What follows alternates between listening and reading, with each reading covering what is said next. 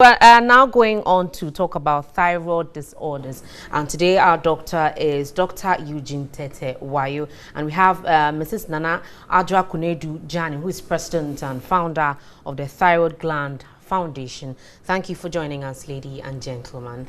I'll talk to you, doctor. Tell us about thyroid disorders in general.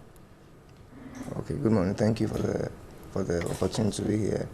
So thyroid disorders generally would include anything which affects the structure and then the function of the thyroid gland. I'm sure once you mention thyroid, you know what the thyroid gland is. A gland which produces hormones and which has numerous functions in the body.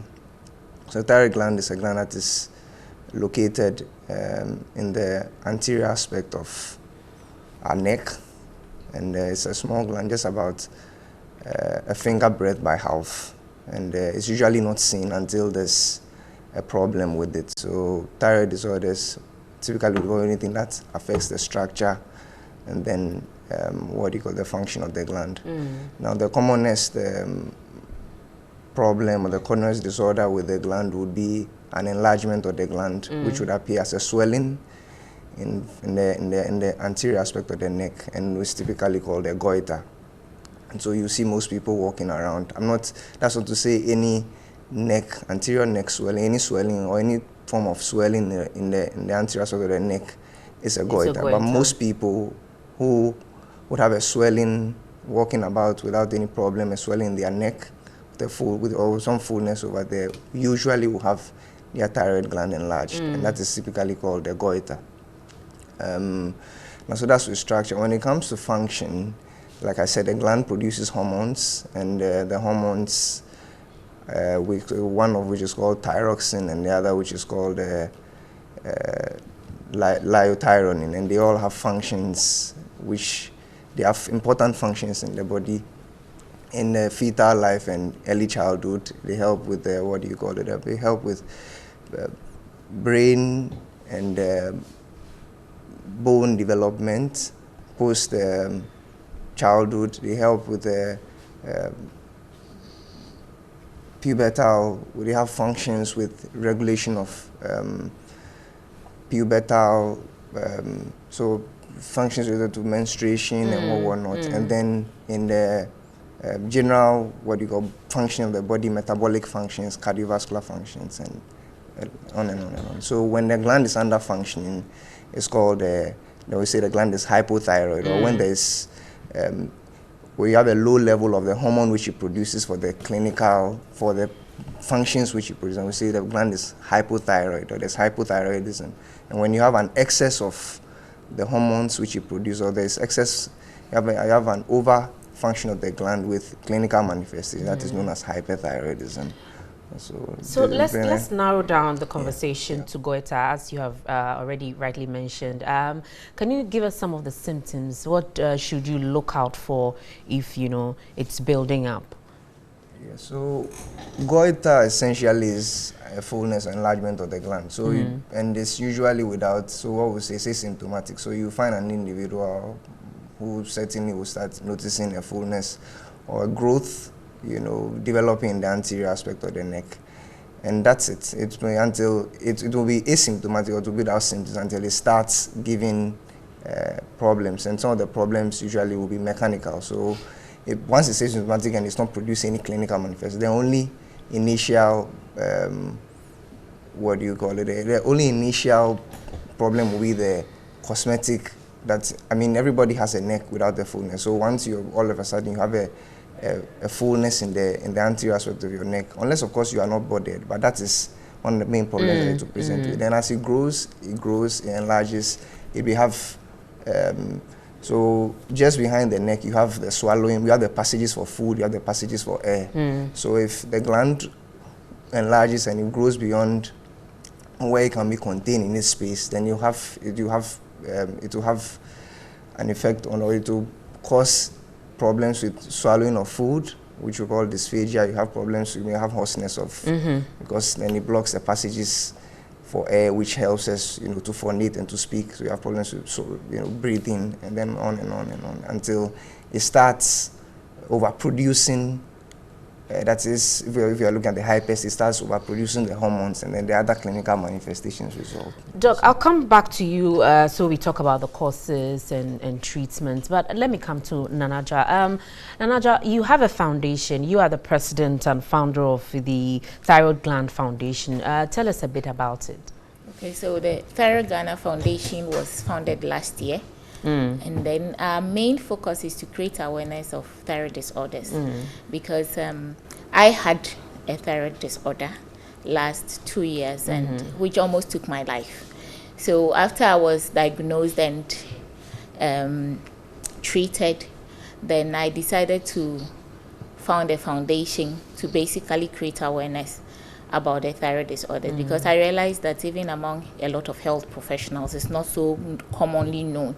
Because detection of mine took about 7 to 8 months before it was seen. Because mine had there was no swelling. My neck didn't have any swelling there. So it was difficult. I had a lot of issues. I lost weight. I lost my color. I became very dark. And then I lost weight for about 25 kilograms. Wow. Yes. So proud to that, I was wearing size 18 dress and I became size 8.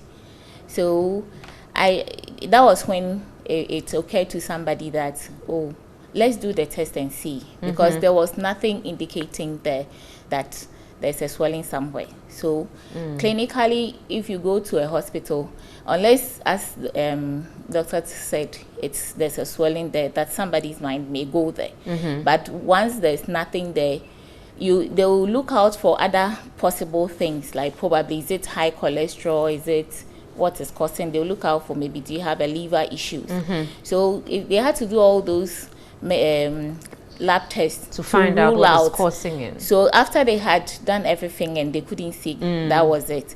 Before somebody said, okay, let's do the thyroid function test to see if it was, and then lo and behold, it was very high.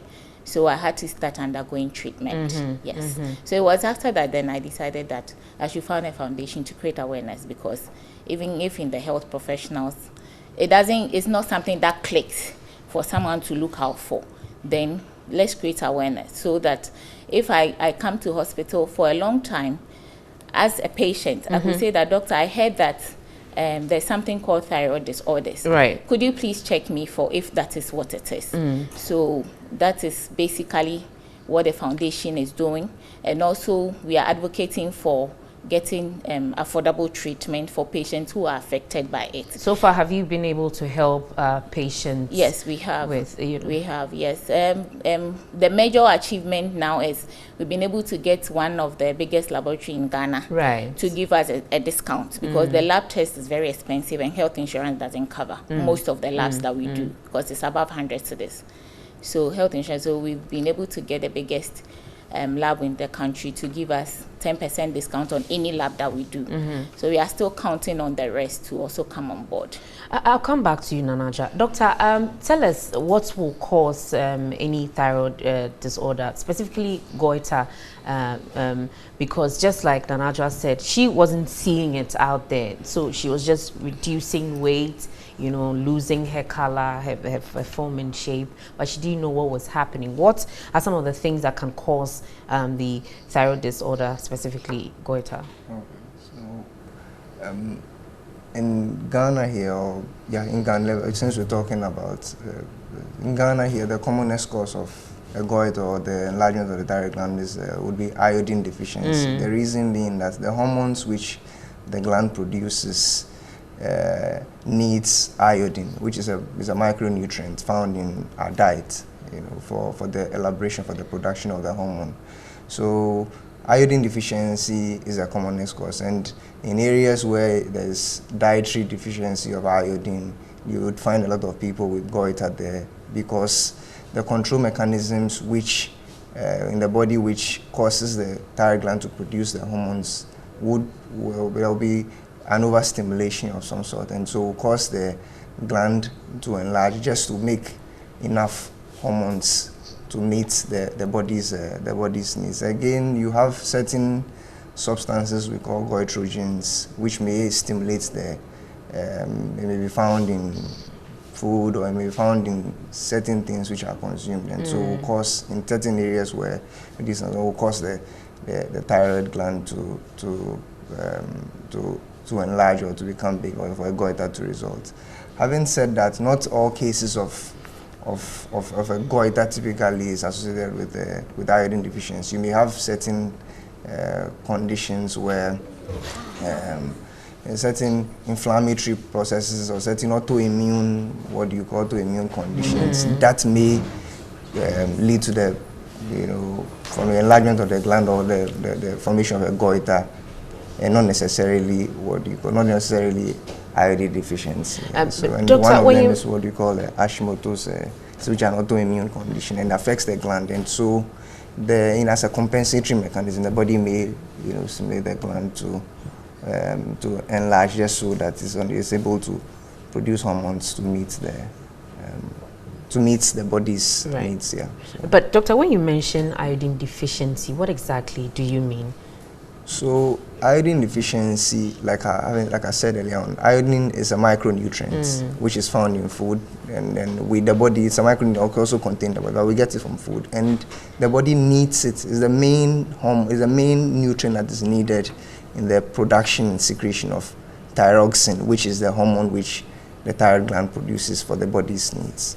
So if it's deficient, it means that the body has inadequate stores of it, and typically it turns out to be a dietary deficiency.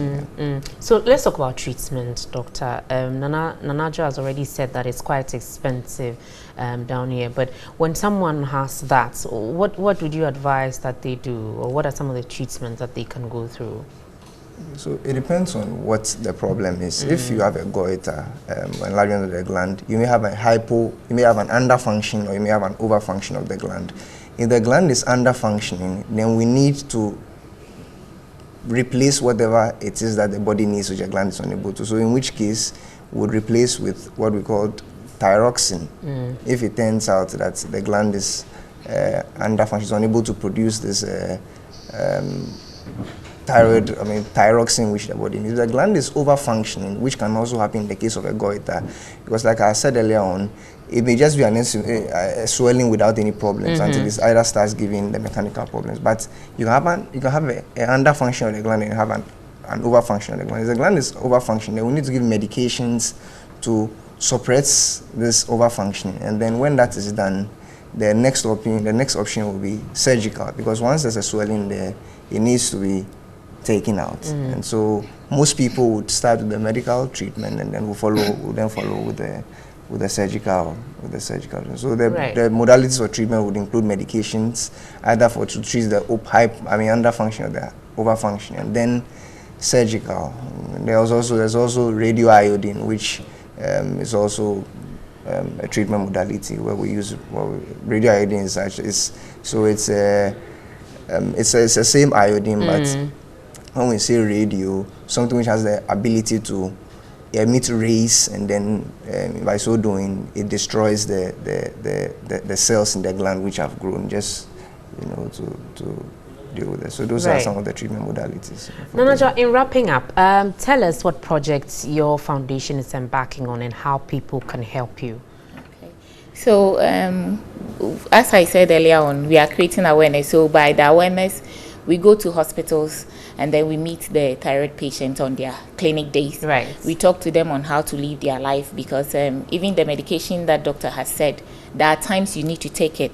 We realize that the doctors can't do it all. So what we do is we talk to them, we tell them that when you are taking thyroxine, it has to be taken first thing in the morning on an empty stomach, so that your body will get enough metabolism to work well throughout the day. So we educate them on how they should take their medication. We tell them on their dietary issues, so what food is good for you, what you shouldn't be eating, and all that. And then currently what we are doing with, we're embarking on a walk to tell the general public about it, because there are a lot of people walking around with it, and some of them are scared. They don't want to even go. Like I had a surgery, you can see my scar there, and then somebody, they tell them you have to do a surgery, and they don't even show up at the clinic again. So we want them to know that there's we have able surgeons, able physicians out there that can take care of you. So don't be resulting in herbal medication, because herbal medicine, they make the situation worse. So when is the walk? The walk is this Saturday. This Saturday. Yes, and we are starting August from 24. Kolebu 24th. We are starting from Kolebu and walk around 8 virus, and then we'll end up at the 5th floor surgical to visit the patient who just had their surgery, and also make a donation of blood pressure machines. Because some people who had their surgeries last month realized that they don't have adequate of it, so the foundation solicits for some few sponsorship to buy. So is there a number that people can reach you on if they want to help in any way? Yes. So we have 02076315553 and then 0243376304. All right. Thank you very much. We've been talking about thyroid disorders, and Dr. Eugene Tete Wayo has been our doctor, and Mrs. Nana Kunedu Jani is the president and founder of the Thyroid Ghana Foundation. And she says if you want to help them, help other people, you can definitely reach out to them on those numbers.